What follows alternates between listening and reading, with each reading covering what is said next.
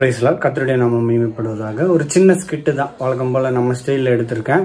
கண்டிப்பாக பிடிக்கும்னு நினைக்கிறேன். அன்றாட வாழ்க்கையில் நம்ம கிறிஸ்தவ குடும்பங்களில் எப்படி நடந்துட்டு இருக்குன்னு சொல்லி தான் இந்த வீடியோ. இந்த வீடியோவோட டைட்டில் நேம் என்னன்னு பார்த்தீங்கன்னா நவீன கால குடும்ப கோளாறுகள்னு சொல்லிட்டு வச்சுருக்கோம். கண்டிப்பாக வந்து இந்த வீடியோ யூஸ்ஃபுல்லாக இருக்கும். ஆண்டவரே ஜெபம் பண்ணுவோம். ஆண்டவருக்கு இப்போ நம்ம ஜெபத்தை ஏறெடுப்போம். காலையில் முதல் ஆண்டவர் என்ன அற்புதமாக பாதுகாத்தார். ஆண்டவரே நன்றி ஆண்டவரே, சோத்திரம்ப்பா. உம்முடைய கிருபை ஒரு நாளும் என்னோட கூட இருந்தது ஆண்டவரே. நன்றி ஆண்டவரே. எனக்கு தந்திருக்கிற சகல விதமான ஆசீர்வாதங்களுக்காக நன்றி செலுத்துகிற ஆண்டவரே. எங்களுடைய குடும்பத்தை நீங்கள் ஆசீர்வதித்து உம்முடைய ஐஸ்வர்யத்தை ஃபுல்லாக எங்களுக்கு தந்திருக்கிறீங்க ஆண்டவரே. சூத்திரம் ஆண்டவரே. எங்களுக்காக சிலுவையில் நீர் அறையப்பட்டீரே ஆண்டவரே. நன்றி ஆண்டவரே, நன்றி ஆண்டவரே. உமக்காக ஏறெடுக்கிற இந்த ஜெபத்தை கேட்டு நீங்கள் எங்களுக்கெல்லாம் பதில் தந்து கொண்டு இருக்கிறீங்க ஆண்டவரே. சோத்திரம் ஆண்டவரே, சோத்திரம் ஆண்டவரே. ஃபோனு சிலுவையில் அரைப்பா. யார் இது? யாருன்னு தெரியலையே. ஏசப்பாவாக இருக்குமோ? இல்லை ஏசப்பாவாக இருக்க மாட்டோம். அப்பாலே போ சாத்தானே, அப்பாலே போ சாத்தானே, அப்பாலே போ. சூத்திராண்டவரே, நீங்கள் உங்களுடைய கிருபை எங்களோடு இருந்தது ஆண்டவரே. என்னப்பா அட்வைஸ் கொடுத்தா அப்பாலே போ சாத்தானே சொல்ற, ஆசீர்வாதங்களை கொடுத்தா சோத்திரம் சோத்திரம் சொல்ற. என்ன ஒரே பேட் வைப்ரேஷனாக இருக்குது. சரி, நம்ம இப்படி திரும்பி நம்ம ஜெபம் பண்ணுவோம். ஆண்டவரே சோத்திரம் ஆண்டவரே. நீர் எல்லா விதமான யார் ஏசப்பா வந்துட்டாரா? ஏசப்பா, ஹே, நான் தான் உங்க வீட்டம்மா தான். நானே ஜெபம் பண்ணிட்டு இருக்கேன். என்ன வந்து டிஸ்டர்ப் பண்ணுறேன்? ஆமா, நீங்க ஒரு நாளைக்கு எவ்வளவு நேரம் ஜெபம் பண்ணுவீங்க? 3 நிமிஷம் டைம் பார்த்து நான் ஜெபம் பண்ணிட்டு இருக்கேன். இப்போ 3 நிமிஷம் தானா? ஆமா. அதுக்கே இவ்வளவு சோத்திரமா? ஆமா. அதுக்கு அப்பாலே இப்போ சாத்தானே வரையா? ஆளு உங்ககிட்ட பேசினாரு. சரி, ஆசீர்வாதம் கொடுக்குறேன்னு சொன்னாரு. எனக்கு எல்லா விதமான உலக பிரகாரமான ஆசீர்வாதம் எனக்கு தருவேன்னு சொன்னாரு. சொல்லிட்டாரா? ஆமா. ஏதோ ஒன்று சிலுவையில் அரையணும்னு சொன்னாரு, கேட்டிங்களா? ஆமா சொன்னாரு. அது ஏதோ பிசாசு சொல்லியிருக்கோன்னு நினைச்சேன் நானு. அப்படியா? ஆமா. சராசரியா இந்த உலகத்துல ஒவ்வொரு மனுஷனும் அந்த போனை 3.5 மணி நேரம் யூஸ் பண்ணிட்டு இருக்கான். எப்படி சொல்ற நீ? ஆமா, ஒவ்வொரு வாட்டியும் அவன் வந்து ஒரு நாளைக்கே 58 வாட்டி அந்த போனை வந்து ஸ்விட்ச் ஆன் பண்ணி ஆஃப் பண்ணி ஸ்விட்ச் ஆன் பண்ணி ஆஃப் பண்ணிட்டே இருக்காங்க. அதுல வேலை இருக்குமா இருக்கும், அதனால யூஸ் பண்ணுவாங்க. அந்த 3.5 மணி நேரத்துல 1 மணி நேரமா நம்ம ப்ரேயர் பண்ணணும்.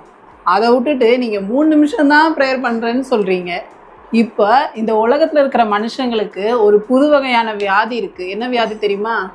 தெரியலையே. நீங்க ஹோமோ டிசீஸ்னு சொல்லி ஒரு வியாதி இருக்கு. அது என்ன வியாதி தெரியுமா? தெரியாது. Fear of missing out. Fear of missing அவுட்னா நம்மளுக்கு டெய்லி வர அந்த ஃபோன் நோட்டிஃபிகேஷன், வாட்ஸ்அப் நோட்டிஃபிகேஷன், அப்புறம் ஃபேஸ்புக் நோட்டிஃபிகேஷன், இன்ஸ்டாகிராம், இன்னும் மற்றபடி என்னென்ன ஆப்ஸ்லேருந்து நோட்டிஃபிகேஷன் வருதோ அதை நம்ம மிஸ் பண்ணிடுவோமோ அப்படின்னு சொல்லிட்டு ஒவ்வொரு நாளும் ஒவ்வொரு மனுஷனும் சராசரியாக அந்த ஃபோனை எடுத்து வந்து ஒரு 58 டைம்ஸ் ஆகுது அந்த ஃபோனை எடுத்து பார்க்குறாங்க. இந்த ஃபோமோ வியாதினால தான் நிறைய பேர் வந்து நம்ம ஊரில் சுற்றிக்கிட்டு இருக்காங்க. நீங்கள் என்னென்னா ப்ரேயர் பண்ணும் போதும் அந்த ஃபோனை எடுத்து டைம் ஆயிடுச்சா அந்த 3 நிமிஷத்துக்கே இப்படி பார்த்துக்கிட்டு இருக்கீங்க. உலக வேலையில் இருக்கும், அதனால கொஞ்சம் எல்லாமே டைம் ஷெட்யூல் படி பண்ணுறோம். அதுக்கு ஒரு 3 நிமிஷம், இதுக்கு ஒரு 3 நிமிஷம். ஃபோன் கொஞ்சம் அது டைம் எடுக்க தான் செய்யும். இது ரொம்ப பெரிய தப்பு விக்டர் தான். ஸோ நம்ம என்ன பண்ணோம்னா ஃபஸ்ட்டு நம்ம ஃபோனை சிலுவையில் அறையணும், நம்ம ஜெபத்தை சிகரத்தில் ஏற்றணும். ஓகேவா? சரி, ஓகே. எனக்கா இத்தனை அழகு, எவ்வளோ அழகாக இருக்கேன் பார்த்தீங்களா?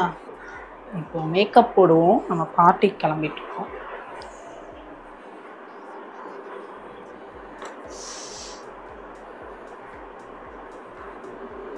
என்னென்ன பண்ணுறா பாரு.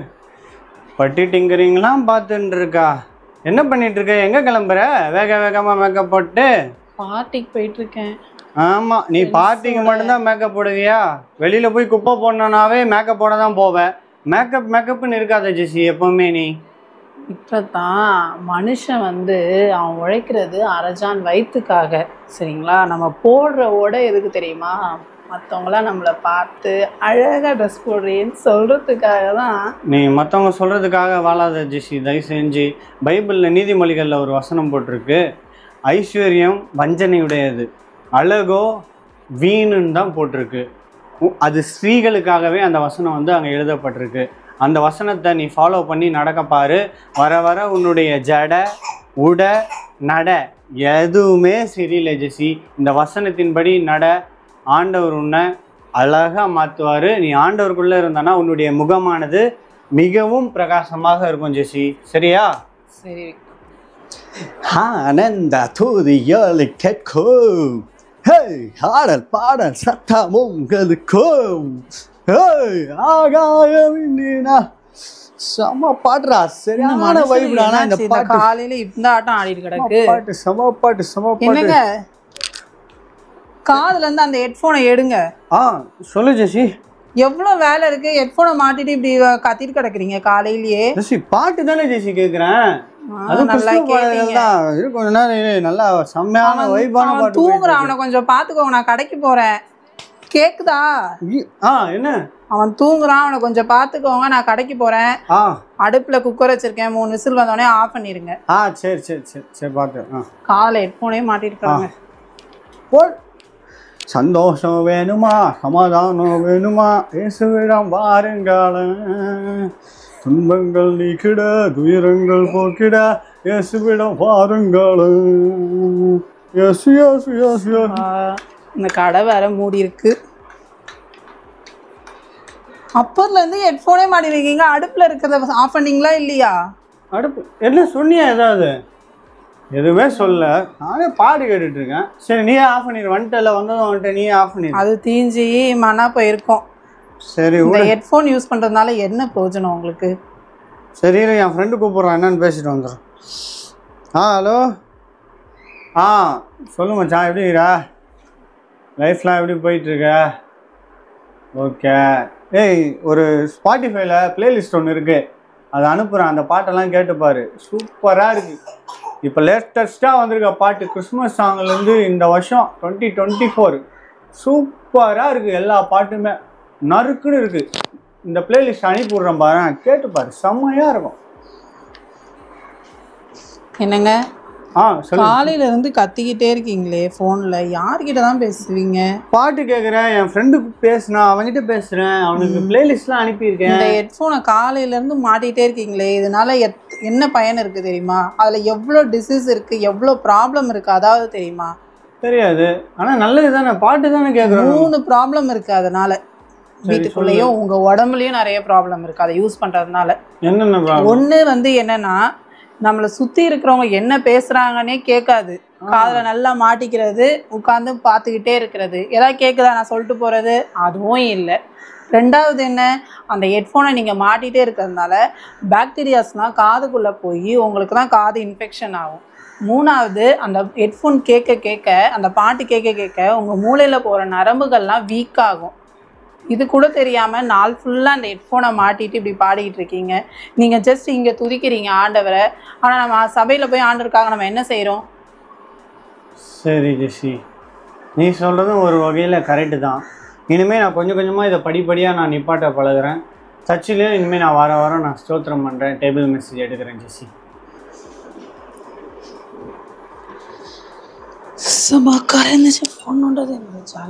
என்னம்மா ஜெசி ஃபோனே நோண்டிக்கிட்டு இருக்க, அதனால என்ன பலன் உனக்கு கிடைக்க போகுதுமா? காலையில் எழுந்திரிச்சு ஒரு வாட்ஸ்அப்பில் ஸ்டேட்டஸ் போடுவோம், ஃபேஸ்புக்கில் ஒரு இது போட்டோன்னா நிறைய பேர் நமக்கு லைக் கொடுப்பாங்க, கமெண்ட்ஸ் போடுவாங்க. இதுதான் நம்மளுக்கு காலையில் எழுந்தோடனே ஒரு சந்தோஷம். அதை பார்த்துட்டே கொஞ்சம் அந்த நாளை ரொம்ப சந்தோஷமாக கடத்த வேண்டியதுதான். இது சந்தோஷத்தை கொடுக்காதுமா. நீ காலையில் எழுந்த உடனே தம்பி தூங்கும்போது ஜெபம் பண்ணணும், வேத வாசிக்கணும். இந்த மாதிரி காரியத்தில் நீ இருந்தீன்னாதாம்மா நம்ம பரலோகத்துக்கு போக முடியும். இந்த காரியத்தில் இருந்தால் இதால் நமக்கு இந்த உலகத்தில் இது அழிஞ்சு போகிறதுமா. அழியாத இந்த விலையேறப்பட்ட இந்த பரலோகத்துக்கு போகிற நம்ம ஆண்டவரை முற்றிலும் நம்ம தேடி அவருக்கு பிரியமாக நம்ம வாழணுமா. இது ஆண்டவருக்கு பிரியமில்லாததுமா, இதை நீ செய்யக்கூடாதுமா. அப்படியா? சரி, இனிமேல் நான் காலையில் எழுந்திரிச்சு பைபிள் வாசிக்கிறேன், ப்ரேயர் பண்ணுறேன். அதுக்கப்புறமா மற்ற காரியங்களை பைபிள் சொல்லுது, முதலாவது தேவனுடைய ராஜ்யத்தையும் அவருடைய நீதியும் தேடுங்கள், இவைகள் எல்லாம் உங்களுக்கு கூட கொடுக்கப்படும் சொல்லிட்டு நம்ம முதல்ல அவரைத்தான் தேடணும். சரி, ஓகே.